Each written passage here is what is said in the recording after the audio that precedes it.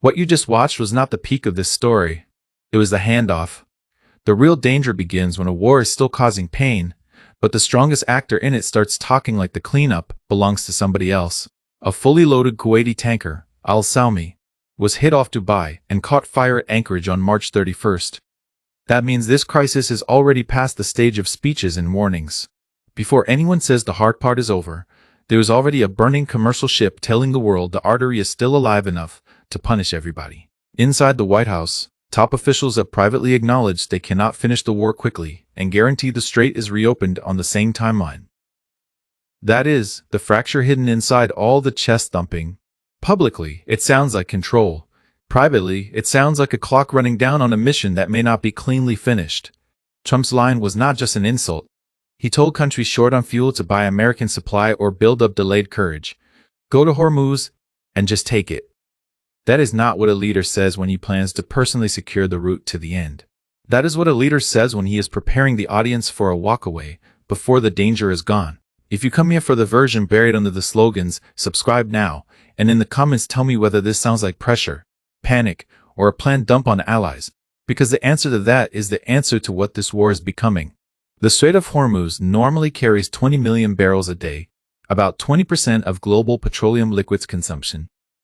So when Washington starts talking like its own role may soon shrink, this is not a side issue. This is the pressure valve of the global economy being discussed, like it is someone else's maintenance problem.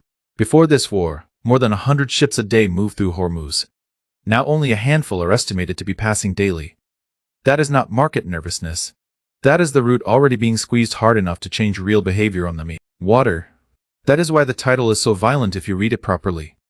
Go get your own oil is the soundbite. As his pullout nears is the actual threat. Because if America were saying the route is secured, and now we leave, that would be one story. But that is not this story.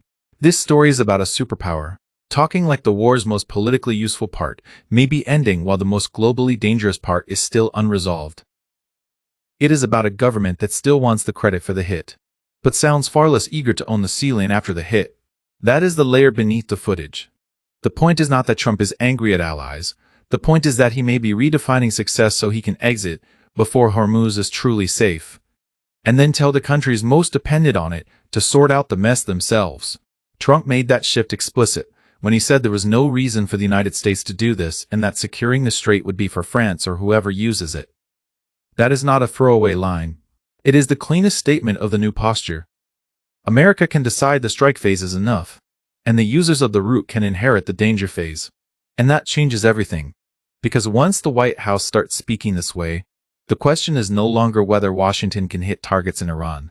The question is whether Washington is psychologically preparing to stop owning the consequences before those consequences stop spreading.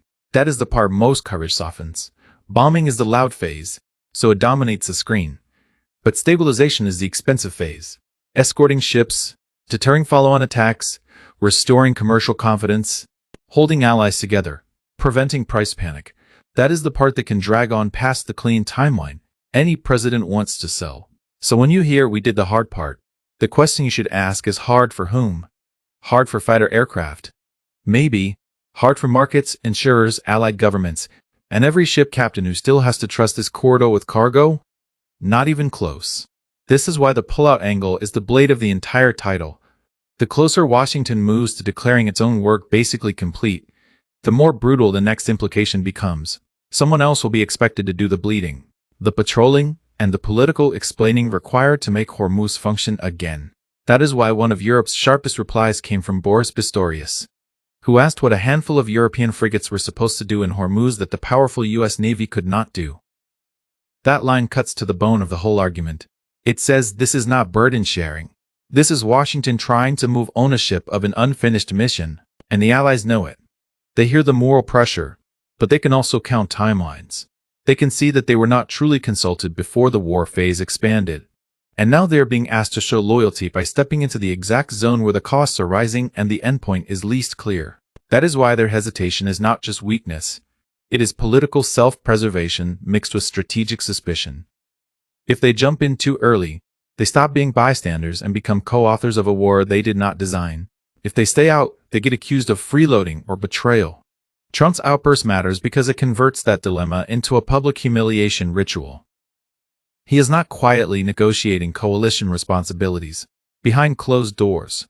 He is using the crisis itself to test who will move when shamed and who will refuse. That is a dangerous game.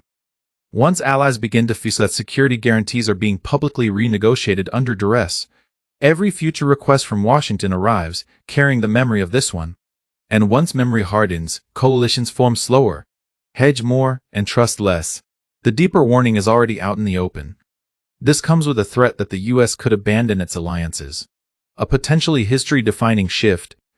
That is why this story has a blast radius much bigger than oil. The argument over Hormuz is turning into an argument over what American alliances are now worth when the bill comes due in public. And if that sounds dramatic, it should. Because what is being tested here is not just whether Europe or Asian partners help in one crisis. It is whether the old assumption still holds that the United States, once it chooses escalation, will also own the burden of keeping the system functioning afterward. The rhetoric suggests that assumption is breaking, not fully, not formally, but in tone first. And tone is where strategic change usually shows itself before doctrine catches up. A great power starts talking differently long before it writes differently. There is also a colder material reason Trump can make this argument at all. The line sounds emotional. It is also mathematical. And once you look at the energy exposure, the cruelty of the message becomes much clearer. In 2024, the United States imported about 0.5 million barrels a day through Hormuz from Persian Gulf countries. Only 7% of U.S. crude imports, and just 2% of U.S. petroleum liquids consumption. That does not make America immune. But it does mean the route is even more existential for others than it is for Washington itself. That asymmetry is the hidden engine of the entire confrontation.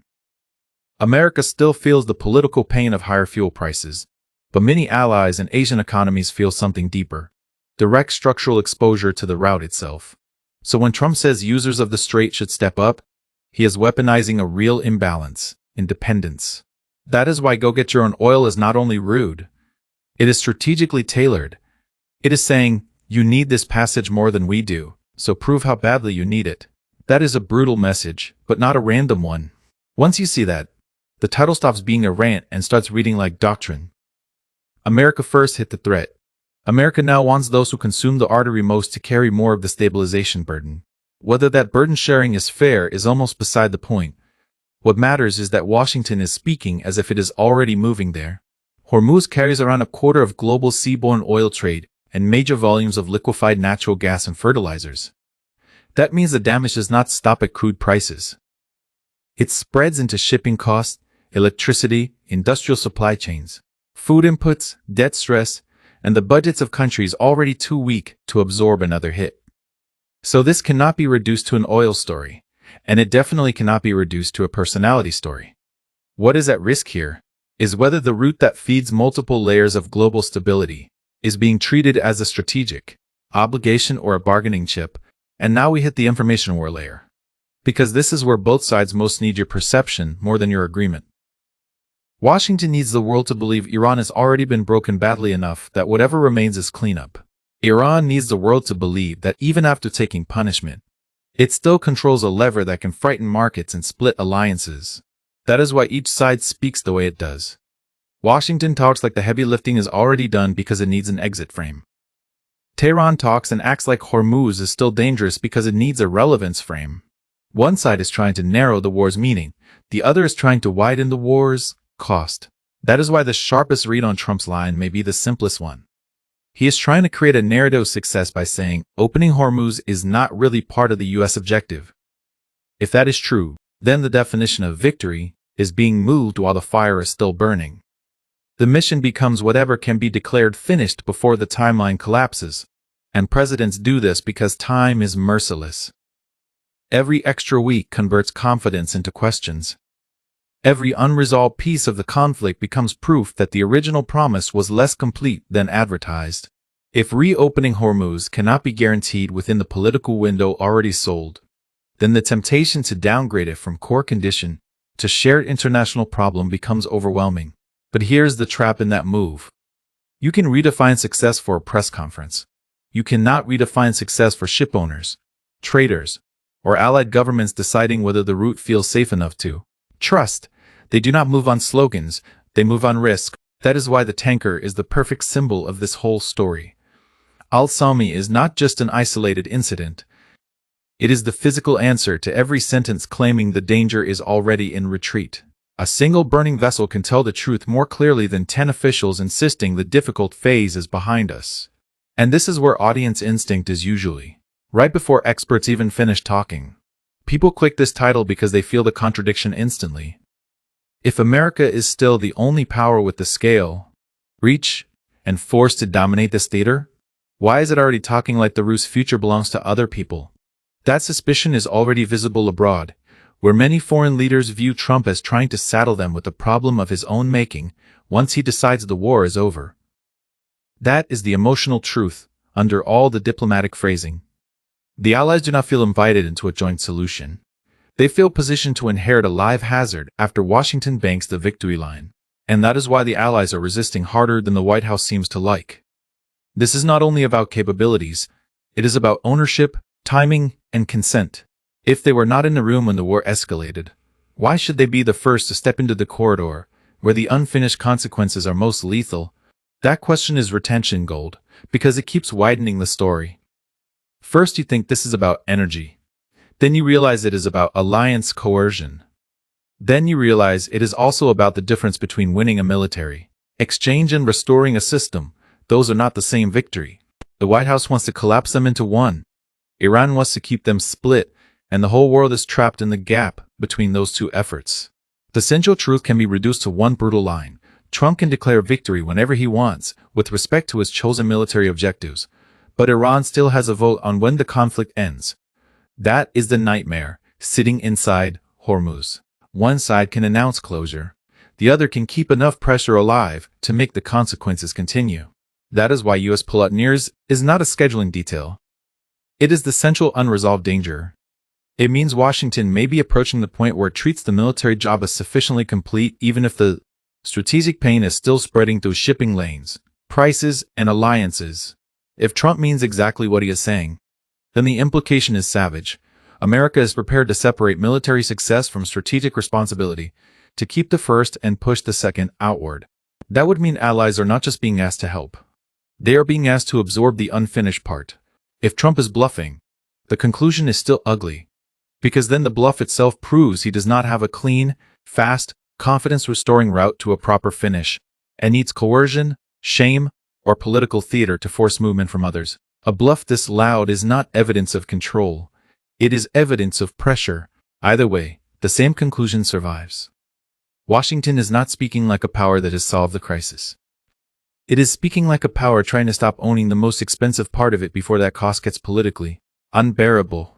And that is why the title delivers exactly the dread people feel when they click. Not because Trump said something crude, but because the crude line may be the first honest sentence in the entire official performance. It says what the cleaner language tries to hide.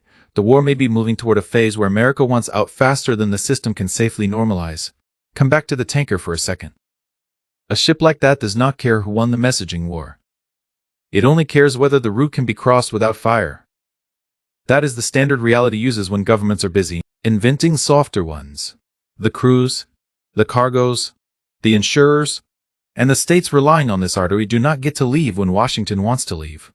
They stay inside the aftermath. They pay for the gap between declared success and actual stability. So here is the hardest possible answer to the titled central question. Is Trump really telling allies to open Hormuz and get their own oil as U.S. pullout nears?